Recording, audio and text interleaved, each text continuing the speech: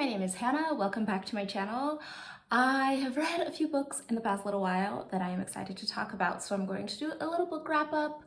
It has still been busy here. We've had some guests and I have had so many home improvement projects. I have been sanding tables so much that I am finding sawdust everywhere, just like stuck in my eyes and nose and ears. It's great fun. I've never done quite so many home improvement projects all at once, but it's been a lot of fun being out here. So I haven't been able to read as much as I would normally like to, but I have read a couple interesting books that I'm very excited to talk about. So we're gonna just jump into that. Now, this first book was a recommendation from AJ Dunn over at AJ Dunn Reads and Writes. So I will make sure to link their channel down below.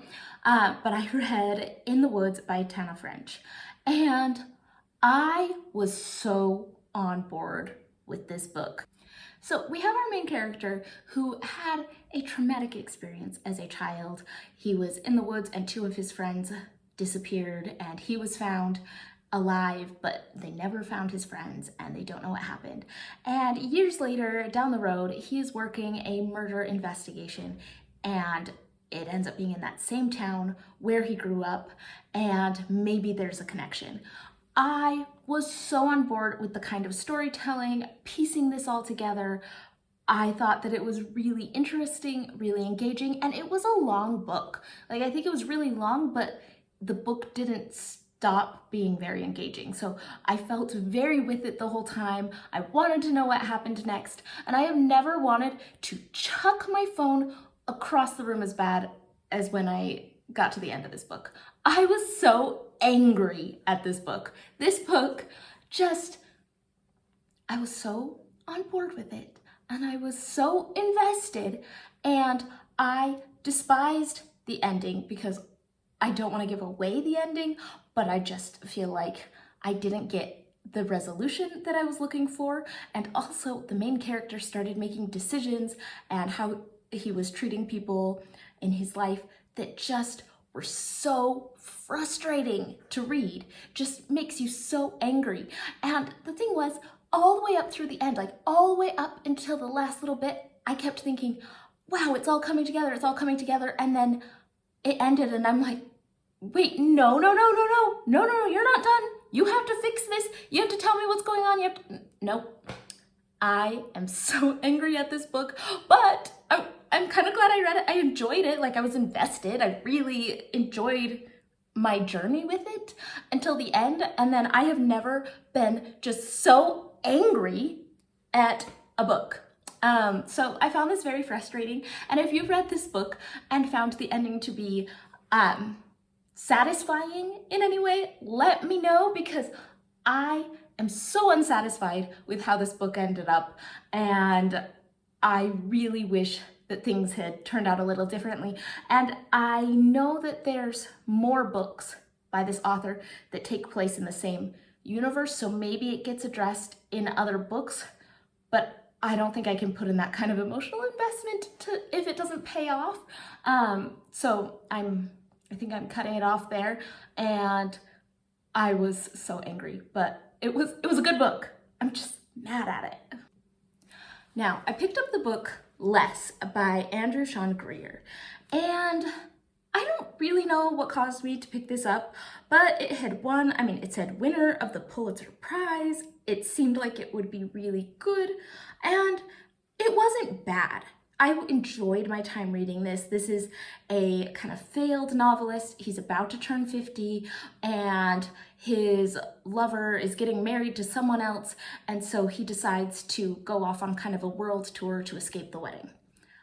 Okay, it's just, I've never read Eat, Pray, Love, but I feel like that's what this is. And that's why I avoid reading Eat, Pray, Love. It's just that like middle-aged person having a midlife crisis and then having all the privilege in life to travel around to find themselves and I don't know, I find something about that a little annoying. And it's not to say that people later in life can't have those experiences where they're learning about themselves and growing and trying to change their lives that way. Like, I think that that's great. And I think it can be done in a meaningful way, but a lot of times it just feels a little trite, and I just didn't super connect with it. It had moments of being kind of cute or humorous, but I kind of liked how it ended up. I thought that it was fun and romantic. Like, I thought there were some things that were good, but just the whole journey, I just roll my eyes at that type of book. So if you have read, I want to hear from you. If you have read one of those midlife crisis, going off and discovering yourself kind of books, if you've read one that you feel like brings something meaningful to the genre and really, brings meaning to that. I think there are ways to bring meaning to that. Let me know, because I think that it's important to realize that people, as they get older, can still grow and learn and change. I think that that's important. I don't want to just be like, oh, you should have yourself figured out by the time you're 50. It's not that. It's just sometimes I feel like it can feel very trivial, and I wonder how that can be done in a more meaningful way. And I feel like I've read some books that have done that, but I'm like having a hard time thinking of them off the top of my head. So let me know. So I heard about this next book from Rachael over at Rachael's Reading Nook, so I will make sure to link her channel down below. And this was a heavy book.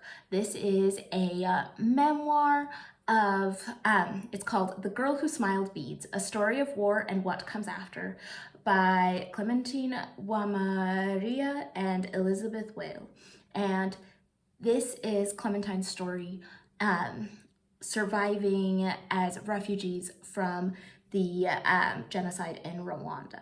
And as you can tell from the subject matter, it is heavy and depressing in a lot of ways. But I thought that this was a really honest and real account of what being a refugee is like and what comes after, and building a life and finding happiness and family and meaning going forward. I thought there were a lot of things like that, and also just how, as a society, we approach these kinds of tragedies, and how we approach people and how we treat people like victims. And there were a lot of different layers in this, and just the way that she was able to express her story, it just felt very present and necessary to understand the importance of remembering these stories and being able to build from them and learning from them. So I thought that it was a really good book. It was like 5 stars, just excellent, but definitely a little bit heavier, but really, really well done. So this last one I want to talk about was called Hana Carries On by Uzma Jalaluddin, and this was a recommendation from Caitlin at Bandy's Books, so I will make sure to link her channel down below. And this was sweet. It was light and it was fluffy, and basically it is a You've Got Mail retelling. So I don't feel like there was any sort of surprise of, oh, who is her secret pen pal kind of thing. Like, there wasn't some surprise that way. It's You've Got Mail. If you've seen You've Got Mail, you kind of get that. But it's Hana Khan, and she works at her family-run halal restaurant.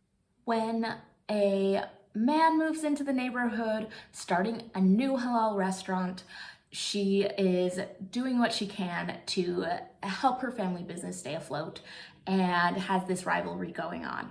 At the same time, this book does address a lot of things about culture and religion and race and those relationships in Canada and North America generally. And I think that there were a lot of really interesting looks into that. The book didn't shy away from some of these difficult topics. It was light, it was fluffy, but it also had a little bit more, meat on its bones, a little more going for it. So I thought that it was well done and I enjoyed it. Plot-wise, was I blown away or so incredibly invested or anything? No, because it was very, very predictable.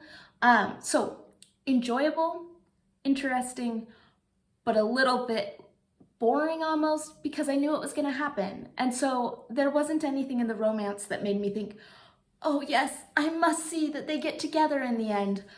It was more just the supporting characters and the story kind of going around it that kind of kept me moving throughout the book. So I enjoyed this. It probably isn't like a 5-star read for me, but it was an enjoyable way to spend an afternoon. And those are all the books that I've read in the past week or two. And if you have any thoughts on them, let me know in the comments down below. I hopefully will be back in the next week or so with another book wrap up, and I will see you all on the next one.